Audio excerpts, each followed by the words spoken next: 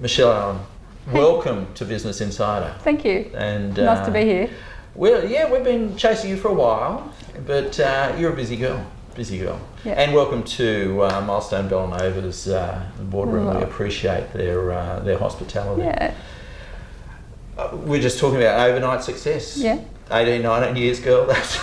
See, that just happens, doesn't it? I just worked at home and just built up. That's what you do. Let's talk about that. You know, because how long were you at home? About 7 years.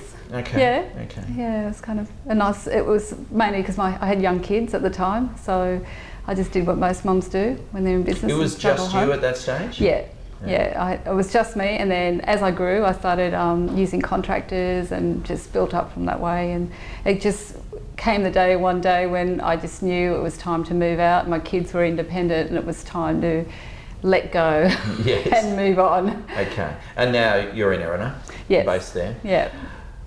Let's talk about that transition from home to office space, because a lot of people say, okay, no, I work in home, or I don't need office. Yeah. What's thinking back, and it's a while ago now, what surprised you, or what weren't you quite as prepared as you should have been for some of it? It actually was easy to do. It was more in my mind. It was like the fear of signing a lease. Because actually before I moved into Erina, I moved into the business incubator at Arimba. And even then it was all of a sudden I would have had to find extra money for the rent and other, office things that you don't have to worry about at home. And that was the big fear factor for me. I was like, oh, will I make enough money to be able to pay my rent every week? And it's a valid point. Like it can hold a lot of businesses back. But and I just thought, no, I'm just going to step in there. And it was the best thing I ever did, because the minute I left home into an office type situation, I immediately attracted a better clientele straight away. And then when I moved from the business incubator to Erina, it just jumped up again. And you're a woman, so you have that innate discipline, or did your organisational processes and I guess your diary management change with the move from home to? Oh, absolutely. Yeah. Like I had to all of a sudden dress better to go to work. No more trackies or thongs, or I all of a sudden had to think about what I was eating for the day, because like at home you could just go and graze what you want and just do what you want, and then all of a sudden I had to think about taking the kids to school, picking them up, juggling work, and being able to just do their school things in between as well. And all of a sudden I had to become this organised maniac. Like that was actually quite shocking. Like initially it was all of a sudden my car had to be in a good state. I had to clean my car because I was parked outside an office, and all of a sudden things like that. Okay, and then just recently you've moved to Erina? I've been there about 3 years now. Oh, right, okay. Yeah. You are looking for new space? I am. I'm taking that next step up now. Like I want to, I'm just looking, I'm not committing to anything. I'm actually just looking for that next step up now, because we're sort of at that level where we have to move up a bit again. And it's a good business strategy for me, was to take it up slowly and grow my business with foundations. And I'm really glad I didn't sort of jump from home to, high-end corporate straight away, because it's allowed me to cash flow properly. It's allowed me to set business processes. It's allowed me to get used to the volume of work, the demands of my time. Like all of a sudden, if you look at that now, and we talk, because you just kind of glossed over the volume of work, compared to what the work the volume and the hours. Well, no, let's talk about the volume, the number of jobs you're doing. In 96, 97. To 2012. Oh, it's multiples? Massive. I used to do 1 to 2 websites at a time when it was just me, and I would do everything like the design, the programming, the SEO, all kinds of things. And now we probably do an average about 14 to 18 websites a week. Get out of town. No, it's just a full production. And it's updates. It's just constant. And you've got staff and you've got contractors, I'm presuming? Yeah, we've got contractors. We use contractors for specialised areas. Like there's not enough work to hire them full time, and these people are really specialised. So when we get something particular, we siphon it out onto them and get it done properly. And I've been very lucky with networking. I've been able to. No, you see, and we don't let people get No, not lucky. No, we do not let people get away with using the word lucky here. Why not? Because it's not. It's got nothing to do with luck. It's got nothing to do with luck. Okay. If you don't put yourself out there, if you don't take those horrible risks, if you don't move out of home worried about how you're going to get your, pay your rent, you don't expose yourself, and you will not be lucky. Okay. So lucky is not a word we're happy or comfortable using. All right. Well, it was well planned. I was organised. No, it wasn't. You were brave. I just landed in there. Yeah, you were brave. Yeah. Okay. And because this is about celebrating that bravery. Okay. So from 2 a week to 14 a week, you've noticed the pressure? I did for a period, but I don't now. Right. Like, because I had to change my life to work with the pressure, and I had to learn to let go of certain roles that I used to, like I used to be a control freak. I used to take on everything. And now I've had to let certain members of my team just be in control of different things. And I'm more on a very global overview now. Like I guess I would probably be guilty of working on my business, not in my business these days. Let me tell you, and let me correct you on that. I felt Michelle, guilty. no one will ever be guilty of working on their business, so that you get over that too. We're going to correct a lot of terms today. I know. And you need to be taking notes. I'll bring those up later. Yeah. The next 12 months, 18 months, the economy's changed. I don't know, has anyone told you that? I'm reading a lot of articles about bad stuff. I'm hearing a lot of negative stuff from clients. I'm seeing a lot of people cut back on things, and especially some of our bigger clients, they're actually pulling back with some of the work, but then they're going in different areas. But I'm also seeing an increase on people, especially smaller businesses, that are going online and starting to go, okay, we need to be proactive. And it's past the brochure stage, isn't it? It is past the brochure stage. That is still happening. I still see a lot, like sometimes I look at a company when I meet them networking, and I think I'll just go have a look at their website, and I think, oh my goodness, like, they just haven't caught up. But those companies are looking, and those businesses are looking at catching up and moving on to that next level, and they don't have a choice. I think Christmas showed retailers that people are shopping online, whether they like it or not. There's a thing called showrooming, which is a term now where the consumer will go into a retail outlet, they'll look at a camera, they'll price it, they'll look on their mobile and find a better price online, and either go home and order online, or say to the shop owner, I can get it at eBay for half the price you're selling it, can you match it? And if the retailer doesn't do it, well then, it's... the sale walks out the door. The sale walks out the door, and that's going on a lot. A few of the retailers that we have are talking about that, and we've seen a lot of traffic on sites. Is there space in this new economy for a retailer to truly deliver a value proposition, then when I talk value proposition, a price proposition online when they've got bricks and mortar to manage as well? I think now the consumers are very price orientated in goods, because like whether you get a good from a retailer or online, it's the same thing. I think what will sell the product in a retail is the service. If they come in and they're having a great experience with the owner or the sales rep, they're gonna think, oh well, I could probably get it cheaper online, but this person's been a really good. They've spent half an hour explaining the product to me, but that does take time too. So that's a cost that retailers are having trouble with. Value add, like sometimes retailers can start getting value add for their products, like if you buy this you'll get this, or you can join our club, things like that. I think retailers, it is hard, especially with online, and I'm seeing it from the other end because it is growing really fast, and I'm really aware. You're building sites that allow people to go online and buy. Yep, absolutely, yeah. And I'm seeing how, and because they haven't got the high end of the commercial rent, a lot of people can sell similar products that are like Air and Affair, for example, and they can sell it for a lot less because they haven't got the outlays of the staff and the massive. Is this across the board? Yeah, I think it's worldwide, like Australia, but I'm US. Thinking, this works. Online works for stuff above $50 or $100, or does it work on stuff? Well, there's some things you can't buy, like. I don't think it's. I think clothes is difficult to buy online. I know people do it, and I think shoes are difficult. Like, like you've got to go and try your shoes on and walk on them and stuff like that. So I think that would be an actual hard product to sell online. In saying that, I do have clients that do sell online, but they sell the really high-end shoes. So people already know that brand. They know the size. I think things like jewellery, people like to try it on, they like to try rings on, they like to see how the earrings... So there are products where there'll always be, consumers wanting to do retail. Food, I know a lot of retailers have tried food online.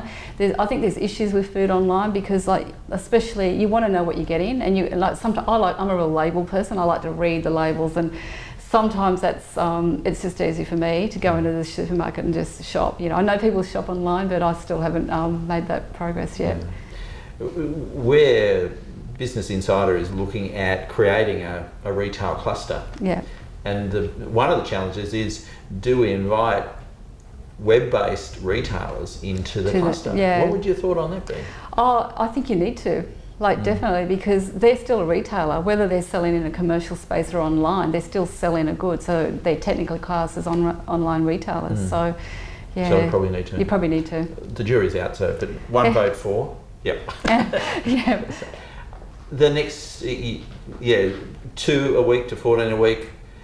Imagine we're talking in 2015.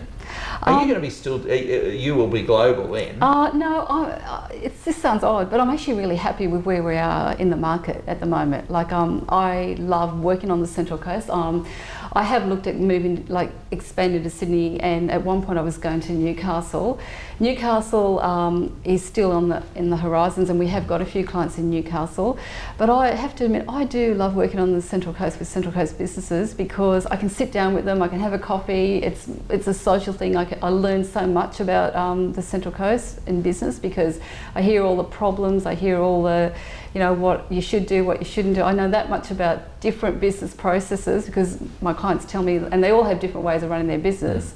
And to be able to promote them online, I need to tap into a lot of that. So I have to understand how their processes work, what their goods are about, what their services are about, and their target market. So it's always a learning process for me. And I find the Central Coast is a harder market. And basically I grew up here, so I actually want to work here and live here. Yeah. And Business Insider Hunter is about to launch. Well, it's launching and we're populating it. Yeah. Now, you're quite right. The market is different.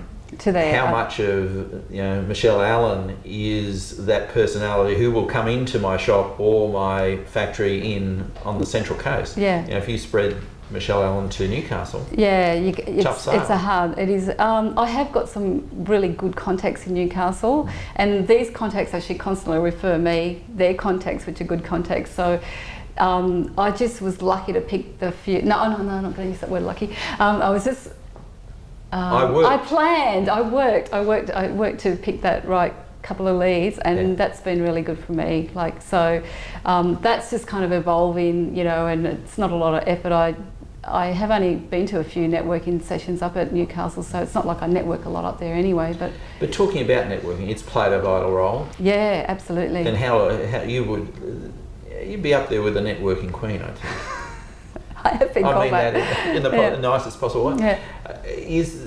Do you set yourself objectives in that networking space? No, I just go with a really open mind, and usually when I'm talking to people that I haven't met, I always ask them about their business first, and I'm gauging on whether I would be suitable to work with them, and I often make decisions that I'm probably not the right web designer, or I could be, or if I feel that they're a sort of business I want to work with, I'll sort of give them a card and say, look, do you want to have a coffee and things like that. But I also make decisions on who not to work with as well. I don't actually say, I don't want to work with you, but I just go, no, that's not the right business for me. And that's really important in business when you get to a point where you go, it's important, like for me, I'm a control freak with the websites that come out of my company. I like them to be successful and working well for the clients, but I also want clients that are proactive about their own businesses, not just go, okay, I want a website, they publish it and nothing happens for 2 or 3 years and we don't hear from them. And that's not the sort of client I want anymore. I want clients that want to make their business and want to grow their business and have similar values to me on what they're doing. And there are still that market. Oh, absolutely. There's heaps of them. Yeah. Yeah. Just going back to the saying no to clients. Yeah. It took you a while to get to that point? Yep. when I worked at home, I used to take anyone and anything, and you know, it was just more about getting the work in. You had your jammies and your slippers on, so so you could. So you know, and you would just work for whatever you could get at the time, and you know, and so what ended up happening to me was I was doing like 70 hours a week from at home and just working with kids, and I became into this very toxic lifestyle, and hence put on a lot of weight, and I was a very different person back then. And I found that I was known for my websites, and when I would build a website for a client, I would work for them and they would be happy and they'd recommend. So all of a sudden I started getting these recommendations, and you know, back in the early 90s. And then I thought, well, I've got to change, like, you know, I've got to, as the more work came in, I had to really step back and look at getting a quality portfolio and working with clients that would pay me properly. So it's very well, realistically, you can work 70 hours for $50 an hour. Yeah, that's right. And no one benefits. Yeah, and that's what was happening. That's toxic. And it was toxic. It was unhealthy for me. And people didn't look at me for me as a woman. They looked at me for me as a web designer. In some points, that still happens now. You know, they go, oh, you know, Michelle, I wanted to meet you because I hear you do really good websites. And I think, okay, you know, I'm still a female. You know, like you know, so it was important for me to bring that work-life balance into my work. That's a big one. Let's follow on work life. Oh, here we go. My favourite topic. Yeah. So you have one. You have a balance. Actually, we've had an interesting discussion that says balance implies 50-50. Yeah. Tell me what balance implies for you now, because it's changed. Right now, yeah. Well, balance for me, I think that's probably a correct. It could be even 30. Like for me, it's family, it's lifestyle, and work. So I have three things that I need to balance. Has it always been like that? No. I probably would say in the last 18 months I've achieved that. Like, and it's taken me all my life to get there. So, and it's been a struggle to get there. And learning to let go of long hours in work was a big one. And learning to let go of. How do you let go of long hours? Because there's some logic there that we need to discuss. Yeah. Tell me what's the logic? Well, I think it's about trust. Yeah, I'm not sure this is. For me, it's about trusting the people you've employed to do the job you've employed them to do. Yeah, I have an outstanding team, and I don't choose people to work to become part of my team based on qualifications. I look at sort of beyond that, and I look at their personality, their values, their passion. The one thing for me to come into my team is passion. If they have the passion, you can learn technical skills. That's a walk in the park. If someone really wants to do something, they'll do it. Absolutely. So that's what I look for, is not how many degrees they've got behind their name. But that, back to where we started this, it is about you finding two things. One, the strength in yourself to give it to people, but then equally important is finding the right people to give it to. Oh, absolutely. That's a very important issue.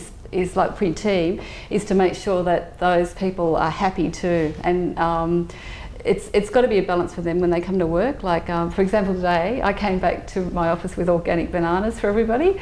Wow! So my team don't get alcohol and chocolates; they get organic fruit. But they were really nice, and they all like it. We'll trust you. And I'll make them eat it too. They do like it. They go, oh, it is nice. That's cool. Yeah. Okay. So that's part of the balance, and 1/3, 1/3, 1/3. The other balance for me is health and exercise. So I take that really seriously now, because I'm in a sit-down job and I'm like going like this, happening all day, and on the phone too. That's a good one. And for me, I need to move, and as I'm getting older, I need to make sure that I'm going to be physically fit when I'm 70. I want to be able to jog when I'm 70. So a day for me starts at 5 a.m. Right. I get up and I go running now, and then I come back and I get my son ready for school, breakfast, you know, the whole get out, and we're out the door by 7:30. I'm able to drop him off at school. And then is he going to be a web designer? No, he'll probably be a scientist or something really, you know, trendy. Well, not so I'm hoping he can be something like that so he can look after me in my old age. When you're jogging at 70. When I'm jogging, you know, maybe a doctor or a knee doctor or something. Yeah. The, I guess, evolution of your business, you know, and is giving more to your team. So in 2015, 2017, you're obviously running more. Yeah. And do you see yourself retiring or reducing your hours? Retiring? What's that? Oh my God. Sorry. How old do you think I am? Oh, no, I'm joking. I don't ever see myself retiring at this point in my life, because I have to say I'm 100% content where I am, and it's a big thing to be able to say that. And so it's a pleasure to go to work. It's a pleasure to be a mum, and it's a pleasure just to have the lifestyle I have. So I don't even have any desire to expand. Well, you are retired. You're just calling it. I'm just like having fun. Like every day, I don't feel stressed. In my office team, there's none of that backbiting or no one yells at each other. No one's mean to each other. Eating organic bananas, so we have everything just works. And I've had to learn to cut negative people out of my life, and I've done that. That was a really hard decision in some areas, but I've just gone and now I have really happy, positive people around me all the time, and that makes it easy for me on a Monday. When I wake up on a Monday morning, I'm going, yes, let's go to work. I'm happy to get out there and go for a run at 5 a.m. and except when it's raining. Those that know me, I don't do uncomfortable with the weather when it's raining, like exercise. I'm still that geek girl. Okay, that's cool. You ventured into a dating site at some stage too. Yeah, let's move on. Been and done that. Well, no, that's cool.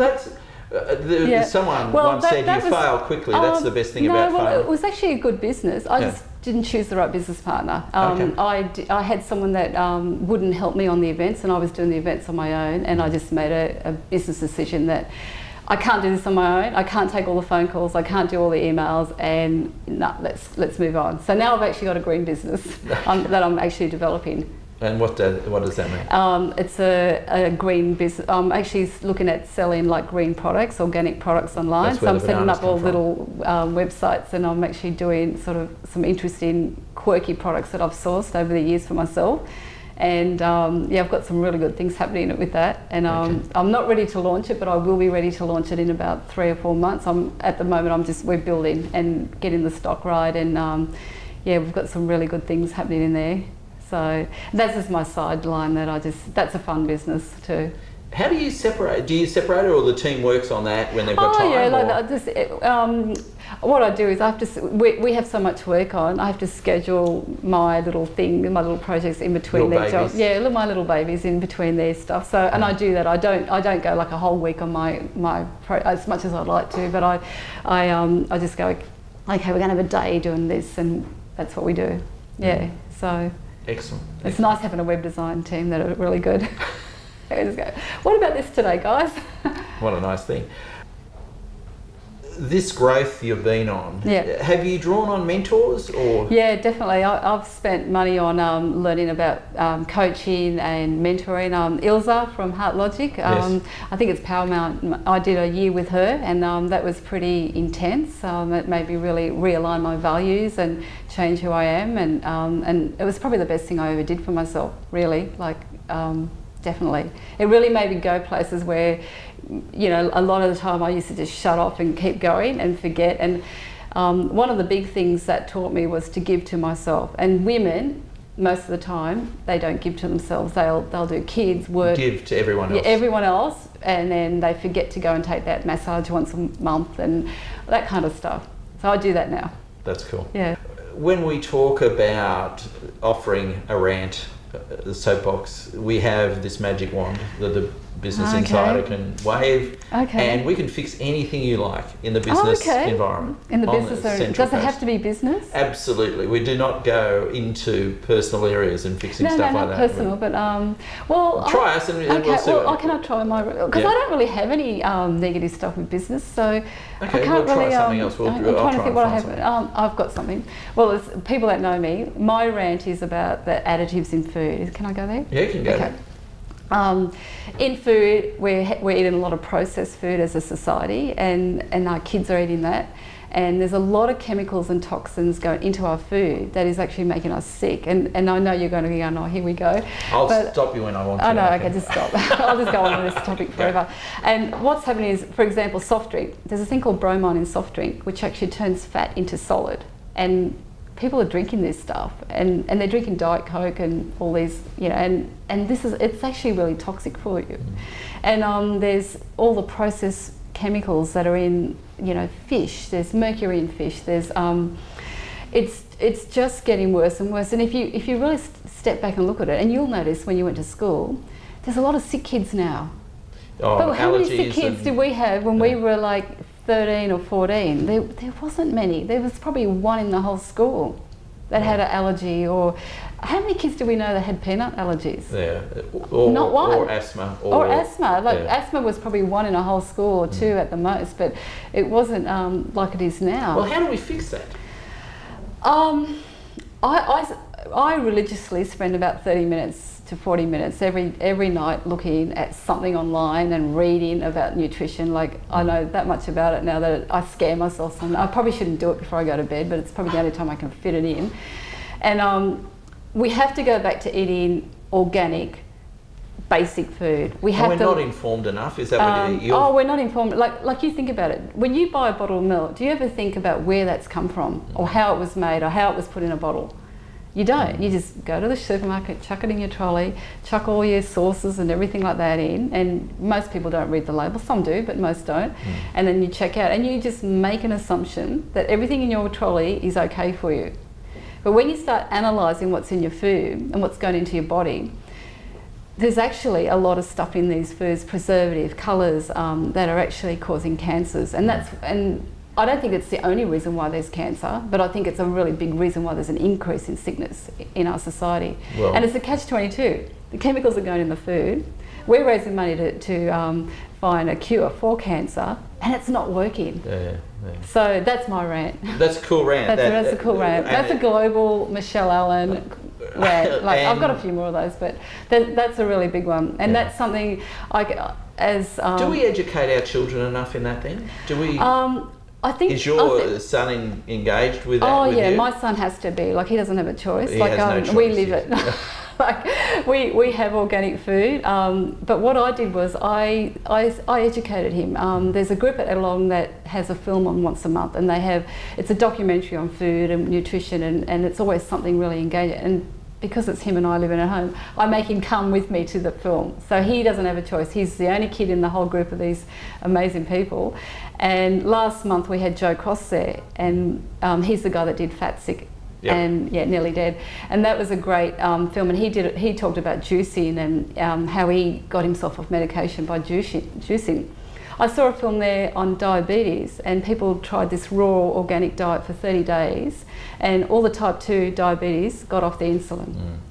It's more about education. Yeah, so my son Brad has to live with it. I get him involved with the cooking. I get him involved with the shopping. We go up to Gnostic and we buy our food, and and we look at where it's come from. I've shown him like how milk is produced and how it's got there, and so he's really aware of the whole foods. Not everything, but a lot of, probably more than most kids his age. And it's scary what they think. Yeah, and he doesn't eat Maccas. I took him to see Food Inc. And that was how the meat... I won't go into how the meat goes. That's what we like. But he now doesn't eat Maccas. Yes. Okay. Michelle Allen, a revealing session. We thank you for your time. Pleasure. Thank you.